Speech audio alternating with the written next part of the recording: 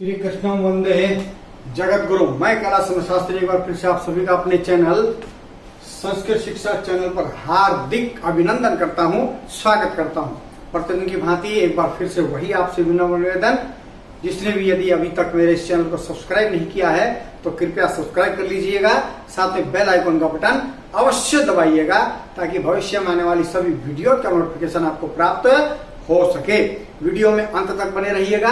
Video अच्छी लगे तो लाइक भी अवश्य कीजिएगा, क्योंकि लाइक करने से मनोबल बढ़ता है। साथ में अपने मित्रगणों को वीडियो शेयर भी अवश्य कीजिएगा, ताकि आजकल जो हम अपठित अवबोधनम के अंतर्गत प्रश्नोत्तर कार्यक्रम कर रहे हैं, उसको आपके मित्रगण भी अच्छी प्रकार से पढ़ सकें, जान सके और समझ सकें। तो चलिए बिना किसी विलंब के चलते हैं आज के अपने विषय की ओर, टॉपिक की ओर।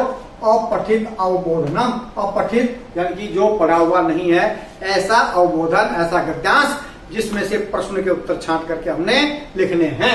और आज अपठित अवबोधनम के अंतर्गत आज हम चौथी वीडियो बना रहे हैं और कुल वीडियो बनाएंगे 10। तो पहले बता दूं विस्तार से कि पहले को बहुत ही अच्छे से पढ़ना है, कम से कम 3-4 बार इसको अवश्य पढ़ना है, ताकि आपको उसके भाव अर्थ समझ में न भी आए तो उसका भाव समझ में आ जाए कि लिखने वाला क्या लिख रहा है। उसके बाद प्रश्नों को ध्यान से पढ़िए। प्रश्नों के बाद उसके अंदर जो प्रश्नवाचक शब्द हैं उन शब्दों को ध्यान से देखिए और फिर उन प्रश्नों के मुताबिक ही उत्तर वाला शब्द पैराग्राफ में से छांट करके उस प्रश्नवाचक शब्द को हटाइए और उसके स्थान पर उस शब्द को लिखिए। वही उत्तर वाली पंक्ति बन जाती है। और उस उत्तर वाली पंक्ति को भी देख करके लिखिए, मुजबानी लिखने का प्रयास मत कीजिए, ताकि एकदम शुद्ध रहे और अंक भी पूरे प्राप्त हो सके। तो चलिए पैराग्राफ को पहले पूरे ध्यान से पढ़ते हैं। आचार्य है गुरु भवति, गुरवः पूज्यः भवन्ति, संसारे गुरून् विना किमपि कार्यं न सिद्ध्यति, अतः गुरवः महत्वपूर्णः सन्ति, गुरवः शिष्याणां हिताय यत् शुभं कथयन्ति तत् तत् वाक्यमेव उपदेशो भवति, अतः आचार्य देवो भव। प्रश्नः, अब ये 5 प्रश्न दिए हैं और इन 5 प्रश्नों के उत्तर हमने इस पैरे में से छांट करके लिखने हैं। और एक प्रश्न का उत्तर 2 नंबर का है। कुल 10 अंक का ये कार्यक्रम है, जो कि बहुत महत्वपूर्ण है, इसलिए ध्यान रखें, ध्यान से करें, प्रश्नोत्तर को बहुत ध्यान से छांटें। चलिए प्रश्न नंबर 1 की ओर बढ़ते हैं। गुरवः कीदृशा भवन्ति, तो वाक्य में ढूंढेंगे हम गुरवः और भवन्ति, उसका उत्तर अपने आप हमको मिल जाएगा। गुरवः भवन्ति पढ़ते हैं शुरू से। आचार्य है गुरु भवति, गुरवः पूज्या भवन्ति, गुरवः भी आ गया है और ये भवन्ति भी आ गया है। और कीदृशः जैसा है वैसा ही उत्तर है पूज्या। कीदृशः पूज्या, तो कीदृशः के स्थान पर क्या आएगा? पूज्या। तो शुरू से लिखना शुरू करेंगे। गुरवः, बहुत ध्यान से लिखना है, क्योंकि अंक हमको पूरे 10 के 10 प्राप्त करने हैं, इसलिए किसी प्रकार का कोई भी इधर उधर ध्यान नहीं भटकाना है। गुरवः कीदृशः पूज्यः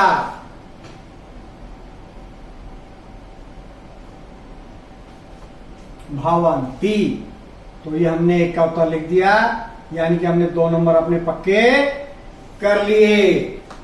गुरवः पूज्यः भवन्ति। आगे बढ़ते हैं नंबर 2 ख।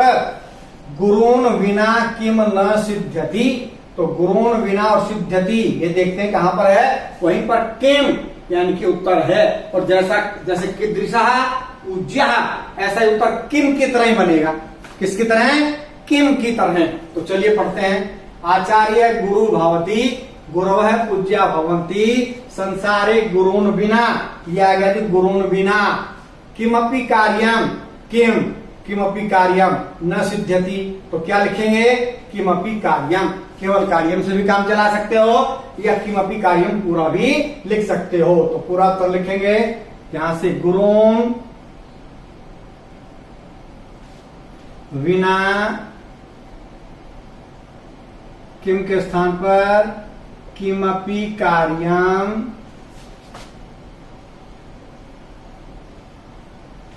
आगे देख करके न सिद्ध्यति।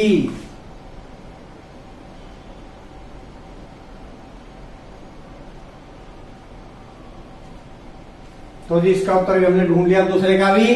2 नंबर ये भी पक्के हुए। नंबर 3 गुरवः केशाम हिताय उपदिशन्ति। तो गुरवः हिताय उपदिशन्ति ढूंढना है और उत्तर मिलेगा केशाम की तरह ही, षष्ठी विभक्ति बहुवचन की तरह, केशाम की तरह उत्तर भी होगा। चलिए पढ़ते हैं। आचार्य गुरु भवति, गुरु है पूज्या भवन्ति, संसारे गुरुण बिना किमपि कार्यम न सिद्ध्यति, अतः गुरवः महत्वपूर्णा सन्ति। गुरवः आ गया ये शिष्याणाम, ये केशाम शिष्याणाम, ये हिताय आ गया, फिर उपदिशन्ति भी आ गया, कथयन्ति की तरह उपदिशन्ति आ गया। तो ये मान के चले केशाम, केशाम की तरह क्या उत्तर लिखेंगे? शिष्याणाम हिताय, शिष्याणाम हिताय। बाकी गुरव है शिष्याणाम हिताय उपदिशन्ति। गुरव है शिष्याणाम हिताय उपदिशन्ति।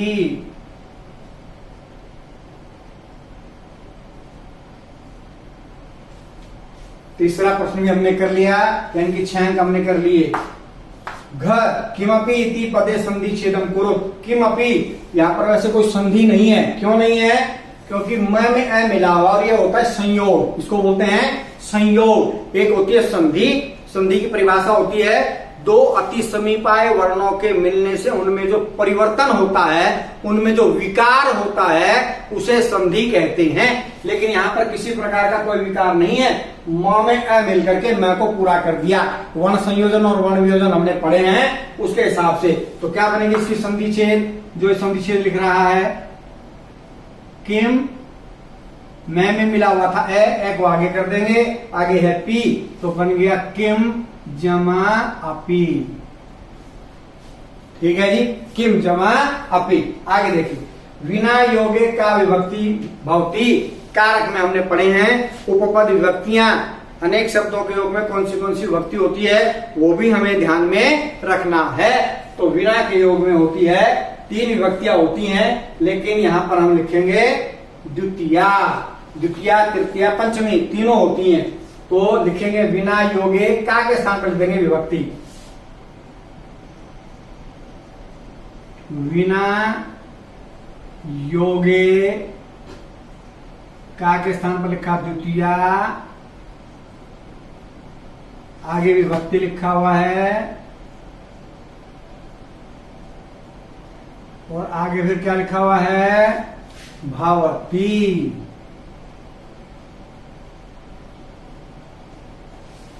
बिना योगे द्वितीया विभक्ति भवति। बिना के योग में द्वितीया विभक्ति होती है। तो आशा करता हूं आज का जो आप पठित अवबोधनम के अंतर्गत हमने प्रश्नों के उत्तर दिए वो आपके समझ में आ गए होंगे।